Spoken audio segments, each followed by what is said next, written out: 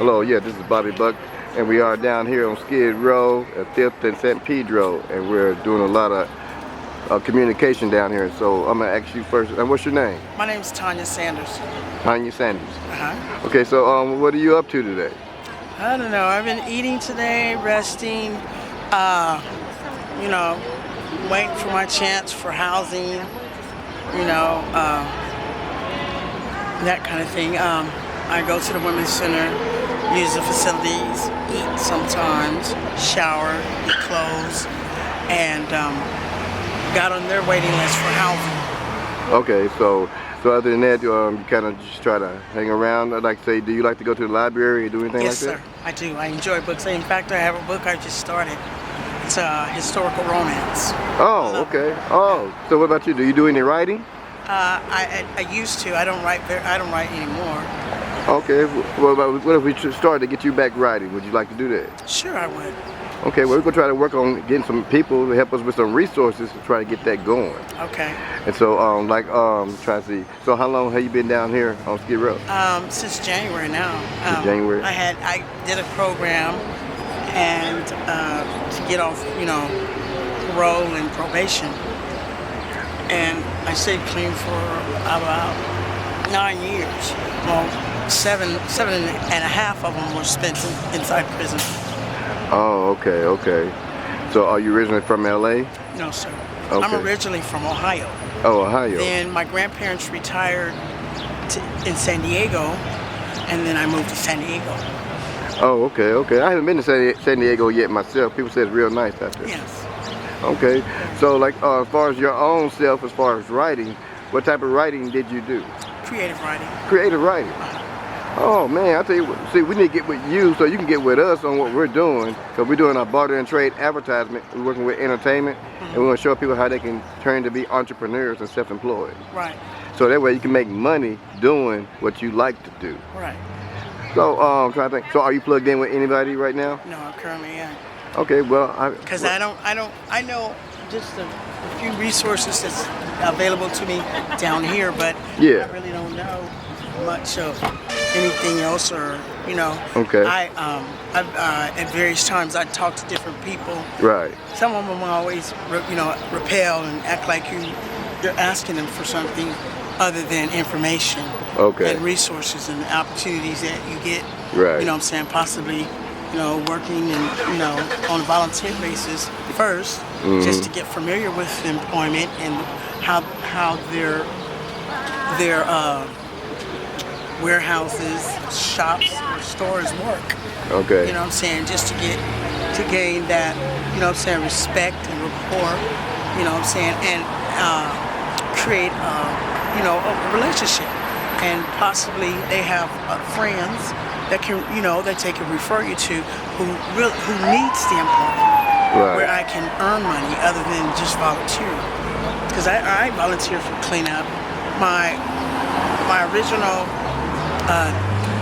form of employment, I worked for San Diego County of Transportation as a drafter and engineer. Oh, okay. I'm a journeyman. Oh man. Yeah. I probably could take the test to the board to be a craftsman, but it's been so long, right? And the craft has evolved so much. I probably would have to go back to school for about another 7 to 8 months, maybe in the year, to to learn what's new, what the field has developed new, as far as technology and how things and the particular machinery. Because when I started way back in, like 78. Okay. Working for that. I got it from, how they give them youth jobs during the summer. And I started working then. And then I went to ITT and, got, certified there. And then from there, I started working there regularly, during the summers. And then once I graduated from college, San Diego State, 1984, English Lit, major. Once I graduated from college, they hired me. But after like 16 years of working here, it was like I wasn't receiving the the same benefits as the men or even white females. So I Right. wasn't receiving the same benefits or the opportunities to, you know what I'm saying, to, you know, get higher pay and stuff. I wasn't receiving my bonuses or anything. And then I went to go hire a lawyer, a law firm to be my liaison, you know what I'm saying, to see why, and so on and so forth, why I wasn't receiving my share, or, you know what I'm saying, my chances of, you know what I'm saying, going up. So, you know, I got very frustrated, and then that firm, which I lost $25,000, hiring the firm, referred me to another one of their friends, and that really wasn't cool because, you know, it was like he wanted money, and I was like, well, why couldn't I get that if, you know, the consultation was supposed to have been free, but to retain him was the $25,000, and once I paid them that, they referred me to somebody else, and I was like, well, why won't I get my money back? You know, why won't I receive at least, you know, at least a percentage of it, you know, 85%, and you keep 15% of the money. It was like, yeah, woo. So for a while, you know what I'm saying, my case was, you know what I'm saying, kept getting shoved under this paperwork, under that paperwork. So, you know, I got real frustrated. And so at that point, it was just like, you know, I no longer feel worthy of my skill and my education. And that, you know what I'm saying, was real hell. It hurt me emotionally. You know what I'm saying, I was stressed out. It's just a whole lot that was going on. I didn't feel comfortable in the office anymore. And then, you know what I'm saying, it seemed like, for my experience level, the different firms just like turned their back on me. So, you know, I stopped working there, and then I started working, you know, at various places. And then once I started getting incarcerated, and it's been, let's see, since, when did I first go in 92? It's my first got incarcerated in prison. Okay. And I've had that number for over 22 years. That W number. Yeah. I was caught up in a vortex, you know, hurt emotionally, stressed out, you know, wondering where my next paycheck was going to come from. And then, like, recently I started getting JR. And GR, you know what I'm saying, they deemed me disabled for 2 years, but then every other month they were cutting me off, and I had to go back and do the process again. And it was really, like, real frustrating. Right. But I was still in their system. I was still in their system, so it cut down some of the time, but it really didn't. And actually, I've been off GR since February. Oh, so I mean you have no income coming in at all? Not at all. Nothing for Other food, than me, you know what I'm saying, you know, panhandling, going, you know what I'm saying, to various places that, you know, like give me, you know, some work for a couple hours, you know, doing labor. Yeah. And I'm really not a laborer, but I can do labor. Right. You know, I have the strength to do labor. Yeah. Well, I tell you what, we're gonna make sure we get this video out so people can see and understand the realness of what people go through and what they're trying to do to better themselves. And people not asking for anything. We just want to work together to help people get to where they want to go. It's not like, you know, everybody think everybody's down here just ain't about nothing, or just, you know, this and that. Don't actually know where they came from. Yeah, so that's what I'm saying, because we're starting this up again. We want to interview everybody and get their voice heard, and let people hear from the real people from now on. So, all right, so you got any final words for anybody, you know, about your situation? Or what do you think the system, or what do you think needs to be done in order to help your situation better? People be more, you know what I'm saying, like Jesus, and open their heart, show love to, you know, people. You never know.